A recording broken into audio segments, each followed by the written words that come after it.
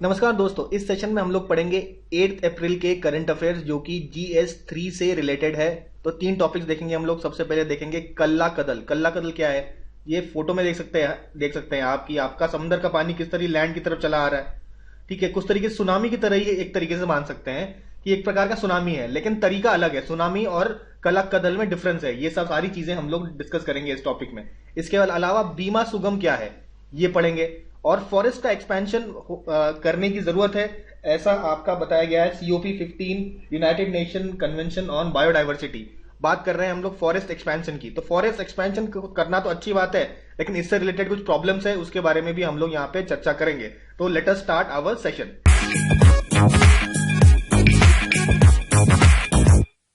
तो पहला हमारा न्यूज है वो है कल्ला कदल के बारे में। कल्ला कदल क्या है?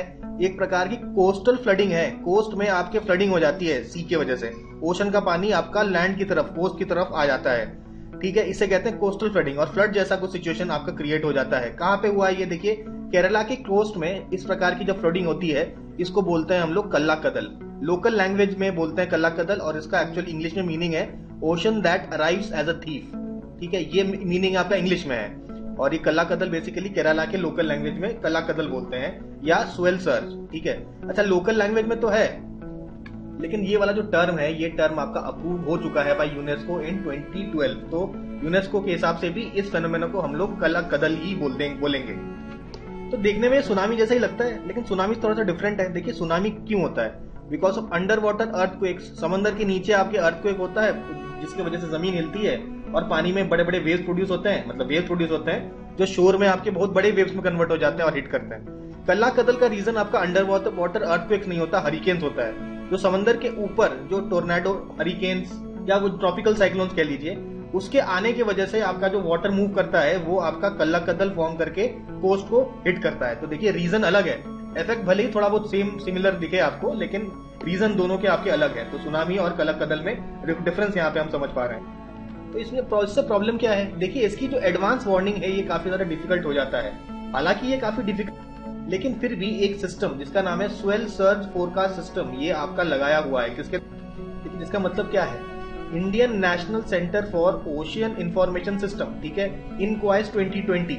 तो ये बेसिकली एक फोरकास्ट सिस्टम है जो आपका 7 डे एडवांस में आपके कल्ला कदल आने की सूचना दे सकता है। एक नया पोर्टल अनाउंस करने की बात चल रही है जिसका नाम है आपका बीमा सुगम। तो बीमा सुगम किसके द्वारा स्टार्ट करने की बात चल रही है? IRDAI जो कि है insurance regulatory development authority of India, जो खोलना चाहता है आपका बीमा सुगम पोर्टल। क्या होगा ये पोर्टल? इस पोर्टल में जो कंपनीज हैं वो सेल कर पाएंगी आपकी लाइफ इंश्योरेंस पॉलिसी और नॉन लाइफ इंश्योरेंस जो प्रोडक्ट्स हैं, इन सबको एक ही पोर्टल में सारे कंपनी सेल कर सकती है, जिस पोर्टल का नाम होगा बीमा सुगम। और इस पोर्टल की वजह से आपका जो पूरा प्रोसेस है इंश्योरेंस बेचने और खरीदने का वो काफी सिंप्लीफाई हो जाएगा और आपका इजी हो जाएगा, और सबसे इंपॉर्टेंट बात अफोर्डेबल हो जाएगा। और आपका पेपर वर्क को एलिमिनेट करना है। जो डॉक्यूमेंट्स वगैरह सब आपके ऑनलाइन होंगे, आपका ई फॉर्मेट में होंगे, और पेपर वर्क आपका काफी रिड्यूस हो जाएगा।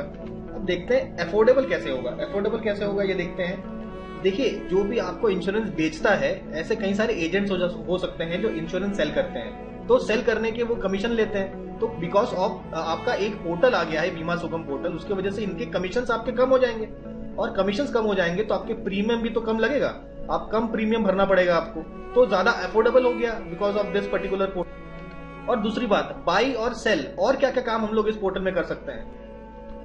देखिए इसमें आप बाई सेल कर सकते हैं, खरीद सकते हैं, बेच सकते हैं, रिन्यू कराना आपका हो तो रिन्यू करा सकते हैं, क्लेम अगर है आपका इंश्योरेंस का क्लेम तो उसको सेटलमेंट करवा सकते हैं, पोर्टेबिलिटी एक नाम से दूसरे नाम में आप पोर्ट करा सकते हैं, और कोई भी अगर ग्रीवेंस है तो ग्रीवेंस रिड्रेसल भी इस पर्टिकुलर पोर्टल में हो जाएगा। मतलब इंश्योरेंस से रिलेटेड सारे काम आप एक ही पोर्टल में कर सकते हैं। तो ये पोर्टल अभी तक आया नहीं है, लेकिन मार्केट में तो जल्दी आने वाला है आपका बीमा सुगम पोर्टल। देखिए अब बात करते हैं हम लोग फॉरेस्ट एक्सपेंशन की। फॉरेस्ट को एक्सपैंड करना है, ठीक है, ऐसा बात बताया गया आपका क्यूनमिंग मॉन्ट्रियल का GBF ग्लोबल बायोडाइवर्सिटी फ्रेमवर्क बनाया गया। और इस ग्लोबल बायोडाइवर्सिटी फ्रेमवर्क में आपका ये बताया गया कि देखिए आपका फॉरेस्ट एरियाज को इंक्रीज करना है। देखिए ये वाला जो ग्लोबल फ्रेमवर्क था, ये एक मीटिंग हुई थी COP15 of UN convention on biodiversity 2022। इस पर्टिकुलर मीटिंग में COP15 में ये डिसाइड किया गया, ये वाला आपका फ्रेमवर्क आया, ग्लोबल बायोडाइवर्सिटी फ्रेमवर्क, जो कहता है कि फॉरेस्ट एरिया को हमें इंक्रीज करना है। इनलैंड वाटर बॉडीज, ये भी आपके जो एरिया कवर करते हैं, आप इसको भी इंक्रीज करना है, और कोस्टल और मरीन एरियाज भी इंक्रीज करना है। क्यों इंक्रीज करना है? क्योंकि ये सब एरियाज में आपके बायोडाइवर्सिटी इंक्रीज होती है। ये सब एरिया इंक्रीज होगा तो बायोडाइवर्सिटी भी आपका इंक्रीज होगा।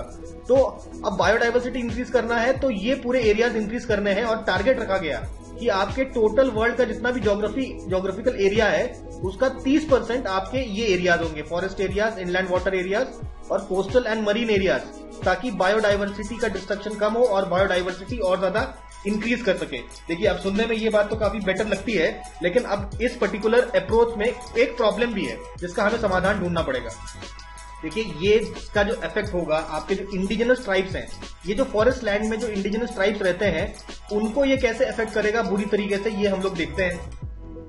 देखिए, यहाँ पे दिक्कत है कि इसका जो इफेक्ट होगा वो आपके इंडिजिनस ट्राइब्स पे क्या होगा। देखिए, उनके बेसिक राइट्स का हनन किया जा सकता है, क्योंकि हम जानते हैं, देखिए, प्रोटेक्टेड एरियाज है इंडिया में। देखिए, 16% आपके प्रोटेक्टेड एरियाज हैं। तो ये प्रोटेक्टेड फॉरेस्ट एरियाज में जो आपके इंडिजिनस पीपल का जो राइट्स है, ये थोड़े से कम हो जाते हैं, कि आपके फॉरेस्ट के यूसेज में पाबंदी आ जाती है, एग्रीकल्चर नहीं कर सकते, और कुछ चीजें आप नहीं कर सकते ऐसे प्रोटेक्टेड एरियाज में। तो यहाँ पे जो रहने वाले जो ट्राइबल एरियाज है, जो ट्राइबल लोग हैं, उनको तो ये अफेक्ट करेगा, उनके राइट्स को यहाँ पे बाधा पहुंचाया जाएगा। तो ये एक बहुत बड़ा इश्यू है।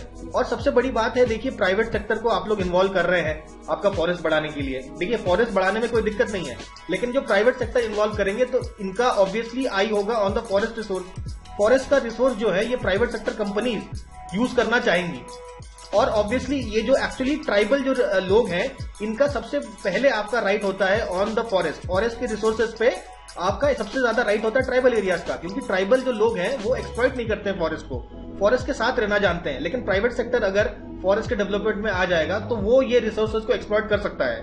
ठीक है, तो अभी इस डायरेक्शन में देखिए, गवर्नमेंट ने एक एक्ट भी निकाला है, फॉरेस्ट कंजर्वेशन और अमेंडमेंट एक्ट 2023, जिसमें ऑब्वियसली फॉरेस्ट को इंप्रूव करने के लिए प्राइवेट सेक्टर भी इन्वॉल्व है। तो यहाँ पे लोगों को थोड़ा सा दिक्कत हो सकता है, संदेहजनक हो सकता है कि भाई प्राइवेट सेक्टर को इन्वॉल्व करना फॉरेस्ट कंजर्वेशन में कितना ठीक रहेगा। यहाँ पे एक डेटा देखिए, 84% जो नेशनल पार्क है इंडिया में, वो सब ट्राइबल एरियाज में ही तो है। रिसेंटली हम लोग देखेंगे Nauradehi wild life sanctuary MP में है, उसका एक्सपेंशन किया गया, तो 62 ट्राइबल विलेजेस को यहाँ पे इम्पैक्ट हुआ है। इसके अलावा कुंभलगढ़ वाइल्ड लाइफ सेंचुरी को टाइगर रिजर्व में कन्वर्ट कर दिया जाता है, जिसकी वजह से 162 ट्राइबल विलेजेस को दिक्कत होती है। इसके अलावा Barak Bhuban wildlife sanctuary Assam को भी में आपका खासीज और दीमासास और अलग अलग जो ट्राइब्स हैं उनको इम्पैक्ट होता है। तो ये सारे जो वाइल्ड लाइफ सेंचुरीज और नेशनल पार्क और टाइगर रिजर्व्स हैं, इनमें रहने वाले ट्राइबल जो लोगों का ध्यान रखने की आवश्यकता है। तो कुछ हम लोग सोल्यूशंस की बात कर देते हैं, थोड़ा सोल्यूशन भी डिस्कस करते हैं। देखिए, सबसे पहले हम लोगों ने प्रोटेक्टेड एरियाज की बात करी। प्रोटेक्टेड एरियाज में देखिए, ह्यूमन राइट्स का वायलेशन हमें रोकना है। जैसे प्रोटेक्टेड एरियाज में जो ट्राइबल लोग हैं, उनके एजुकेशन, हेल्थ केयर और हाउसिंग पे गवर्नमेंट को ध्यान देने की जरूरत है। आप केवल देखिए फॉरेस्ट डिपार्टमेंट को छोड़ देना, फॉरेस्ट डिपार्टमेंट का काम है, वो देखेगी, तो ये करना ठीक नहीं है। गवर्नमेंट ऑफ इंडिया को इसकी जिम्मेदारी लेनी पड़ेगी। अब एक्चुअली इसका बहुत बड़ा रीजन है, देखिए, ट्राइबल लोग जो हैं उनसे उनको ज्यादा वोट का फायदा तो मिलता नहीं है। तो अगर वोट का फायदा ज्यादा नहीं मिलता तो ये थोड़े से निग्लेक्ट हो जाते हैं। तो ये एक कोई ठीक बात नहीं है। केवल वोट बैंक के लिए काम करना कभी भी पॉलिटिशियंस के लिए अच्छी बात नहीं है। आप इन ट्राइबल्स के बारे में भी सोचने की जरूरत है। देखिए, ट्राइबल्स को टारगेट करना बंद करना होगा, और जो फॉरेस्ट कंजर्वेशन एफर्ट्स हैं, जो ट्राइबल लोग जो हैं, ट्राइबल लोग आपका सस्टेनेबल तरीके से फॉरेस्ट के साथ रहते हैं, फॉरेस्ट को एक्सप्लॉइट नहीं करते हैं, इसके लिए ट्राइबल्स की रिस्पेक्ट करनी जरूरी है और उनके राइट्स को रिकॉग्नाइज करना जरूरी है। और ये जो अच्छा काम ट्राइबल्स ने किया है, उनके लिए उसके लिए ट्राइबल्स को पनिशमेंट देने की जरूरत नहीं है। ठीक है, तो ये हमें हमेशा याद रखना है। देखिए, हमें national park, wild life sanctuaries और फॉरेस्ट प्रोटेक्शन के ऊपर काम करना है, लेकिन ये हमेशा ध्यान में रखना है कि जो ट्राइबल के जो राइट्स हैं उनकी अवहेलना हमें नहीं करनी है, उसको ध्यान में रखना है। ठीक है, तो इसी के साथ ही आज के जो हम लोग टॉपिक GS3 के हम यहाँ पे कंप्लीट करते हैं।